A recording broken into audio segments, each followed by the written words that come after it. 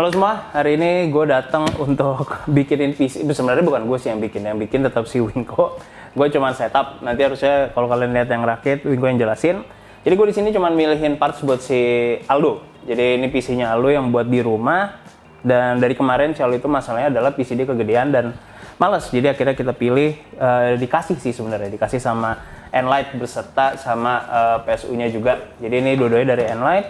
Untuk casingnya kita pilih ini karena biar bisa pakai PSO ATX juga, karena yang SFX itu mahal, terutama dari 750.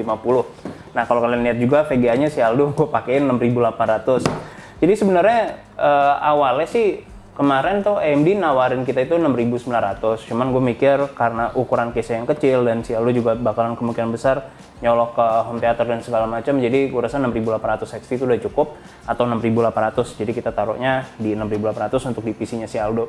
Untuk prosesor, jadi kalau kalian lihat juga di konten gue yang sebelumnya dan harusnya si William juga ngebahas untuk chest, gue ingatkan kembali kalau 5600X itu masih sangat-sangat cukup untuk 4K gaming. Bahkan kalau kita ngelihat untuk 1%-nya dan segala macam itu nggak terlalu jauh dibandingin sama 5800, karena si Aldo juga nggak akan ada produktivitas. 5600X sudah benar-benar cukup. Nah terus untuk motherboardnya tadi ada pilihannya ada dua, antara pakai B550i, ini juga kita dikasih sama Gigabyte, thank you Gigabyte. Ada A520i, jadi kemungkinan besar sih gue bakalan pakai A520i buat HCPC gue. Si Aldo akhirnya pakai B550i. Nah jadi kenapa gue milih 550i ini sebenarnya karena udah 2,5 gigabit Ethernetnya, sama udah support untuk SSD yang PCIe NVMe 4.0-nya. Jadi harusnya sih udah aman untuk pakai game-game di masa depan yang akan menggunakan speed atau saturation speed-nya itu jauh lebih kencang atau di atas 5 GB. Jadi harusnya udah aman.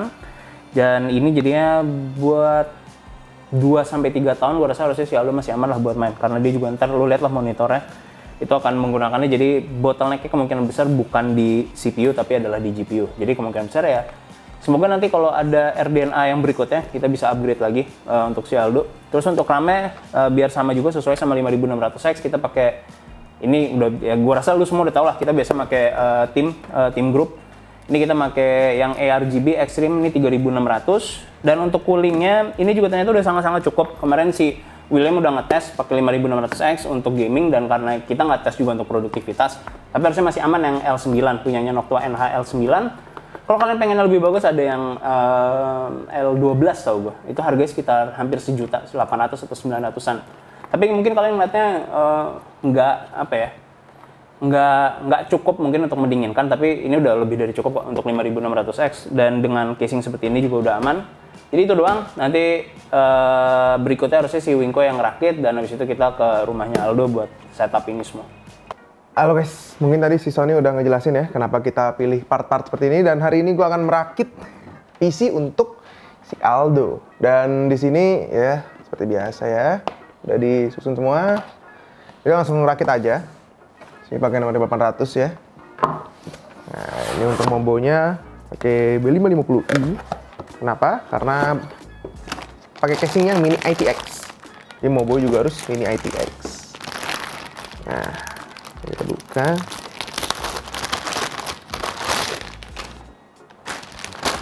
Build ini sih harusnya tidak akan memakan waktu lama, karena walaupun casingnya kecil, tapi ya kayak nge-build PC biasa pada umumnya lah. Nggak ada yang aneh-aneh juga untuk spare part yang dipakai, ya kan.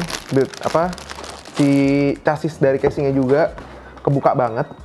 By the way, thank you ya untuk Enlight udah ngirimin kita casing ini. Silverstone Sugo 14 ya? Sugo 14 sama power supply-nya ST75F. Kenapa yang 750? Karena di sini kita pakai 6800. Biar ada overhead-nya jauh, walaupun ya ini bisa sampai 800 sih seingat gue rated-nya.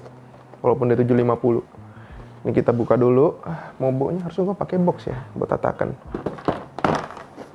Oke, ini prosesor 5600X.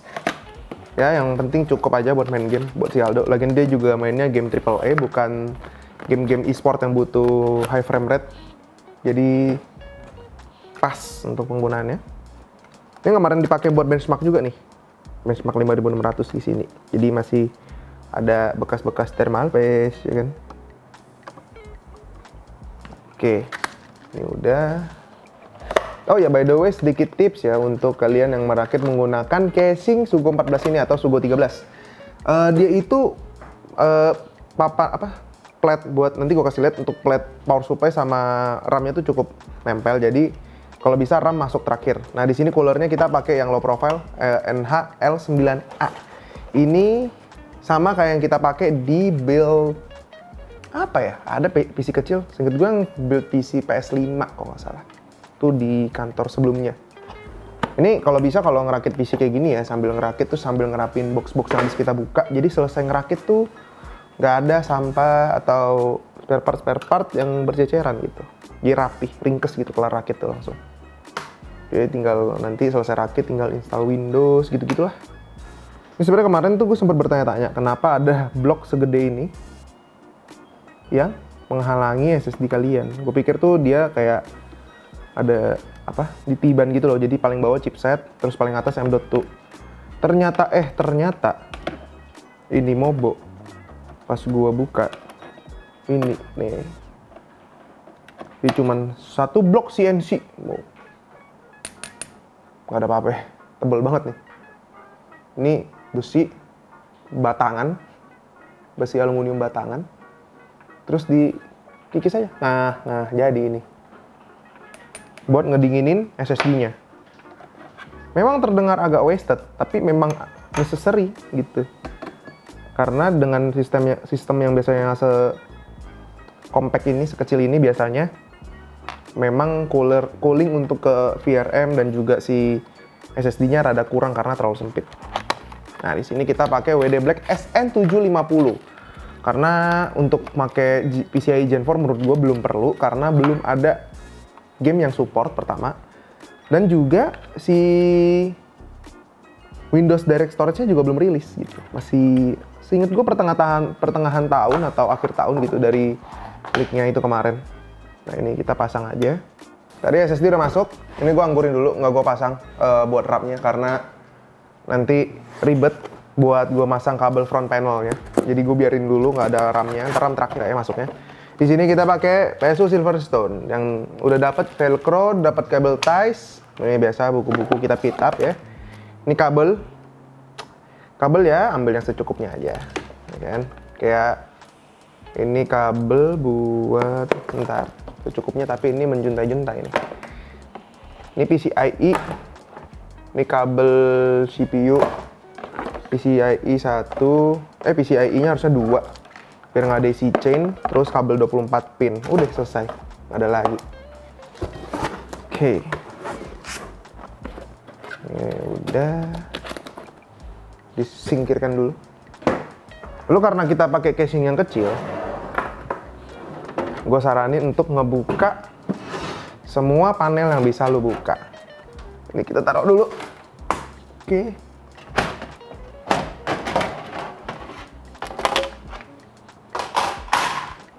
Oh iya, ini selain buat water cooling, ini juga buat catch hard disk, guys. Nah, ini buat hard disk di bawah.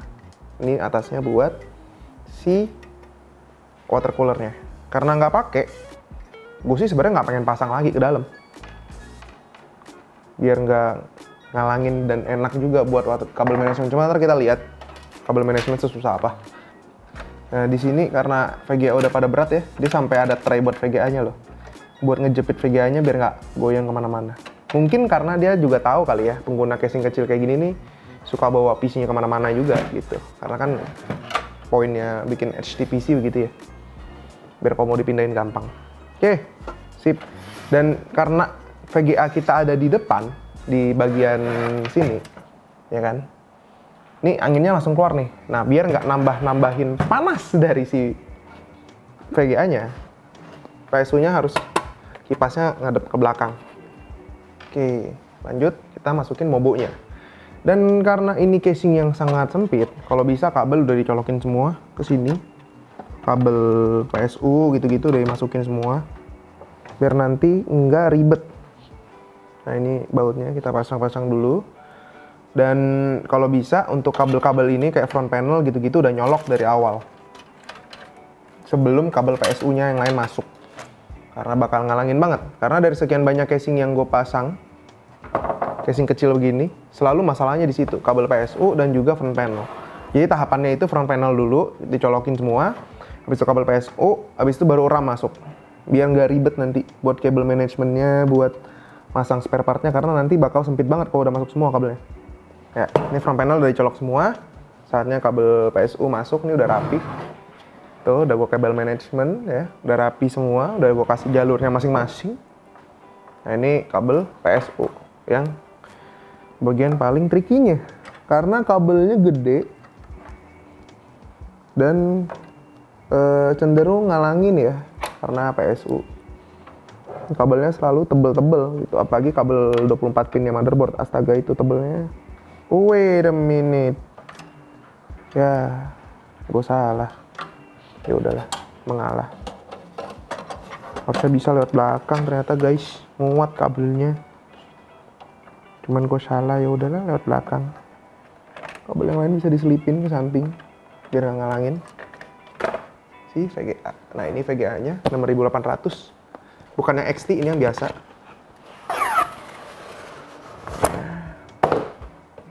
Uncompromised 4K gaming, Fidelity FX 16 GB. Karena VGA nya kecil, jadi kita nggak terlalu perlu khawatir dengan banyak hal ya. Nah udah, habis itu kita pasang si kabel PCIe nya. Sebenarnya harusnya gue pasang dulu kabelnya ya, baru gue masukin, soalnya lumayan sempit. Make sure nggak ada kabel yang nyangkut ke kipas ya, karena dengan form factor seperti ini sebenarnya kabel tuh gampang nyangkut gitu. Jangan nyangkut, suka nabrak-nabrak ke kipas gitu loh. Nah ini udah selesai. Ingat yang paling bawah itu yang nggak ada apa-apa, yang nggak ada lubang kipasnya, yang paling bawah. Nah buat nutup kabel, gue nutup kabelnya untuk sementara aja, biar kita tes dulu nyala apa enggak. Ntar kalau nggak nyala kan susah ya hidup. Nah, pasang RAM, don't forget pasang RAM. Ini RAM-nya pakai Tim Extreme karena keren aja, walaupun nggak kelihatan. Terus dan juga kan dia juga high end kan, di bawahnya Cardea tapi di atas versi seri Delta, seingat gue di atas seri Delta apa di atas seri yang satu lagi gue lupa. Nah, pokoknya ini yang salah satu paling atasnya deh, salah satu flagshipnya yang lumayan mahal. Sebenarnya kalau ngomongin tempat ini ya, ini lumayan lega loh ini untuk casing sekecil ini ya, karena dimensinya nggak terlalu gede, dia rada ngotak gitu, dan buat HTPC ini untuk full size GPU sih, full size PSU sih ini lumayan lega banget sih, walaupun udah ngepres banget ya semuanya ya. Dan selama gue masang ini, karena ini casing Silverstone ya, biasanya emang dia cutting sampingnya tuh semua rata, jadi belum ada insiden untuk jari gue hari ini.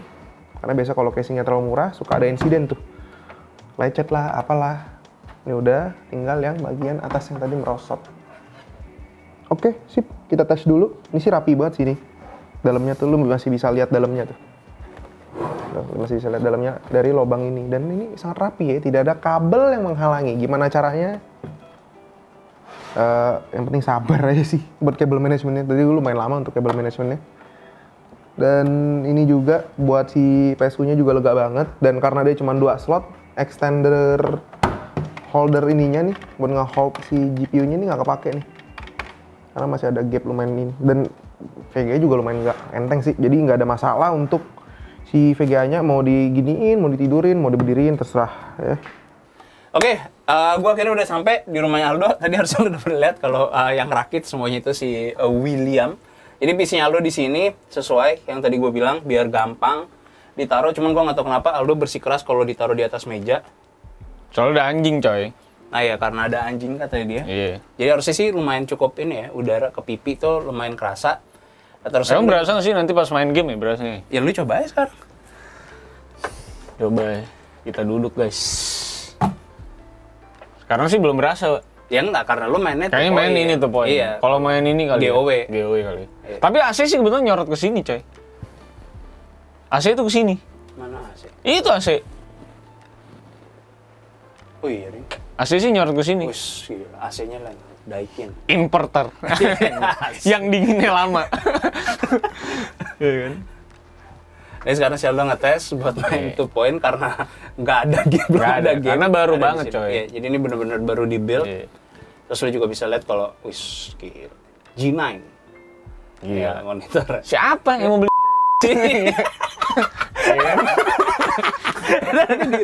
Ya, menurut gua tapi ini kita sama-sama sepakat ya, Woy. Kayak kalau widescreen kayak ini paling worth it ya. Iya. Dengan harga segitu ya. Dia paling enak sih sebenarnya. Sama HDR udah 1000. Iya. Ya udah beneran nih. Iya, warnanya. Jadi setidaknya nggak terlalu jomplang kalau si Aldo misalnya nonton film terus balik ke sini. Karena emang menurut gue sih emang paling ideal sih G9 buat ini. Apalagi kalau lu suka main. Cuma si Aldo nggak suka sih main game mobil. Gue main game mobil harusnya benar-benar nyaman banget sih sama game strategi. Cuman kamar sempit sih. Mau naruh setir juga susah ya kan. Soalnya lebih sering buka soalnya. Sama Iya. Biasa gue 3 gitu. Beda genre. tiga-tiganya beda. Iya. Jadi kalau mau tinggal Jadi lihat, tinggal nggak mana perlu aja alt-tab, gitu. alt-tab ya. Iya bener sih. Kalau yang atas mau apa?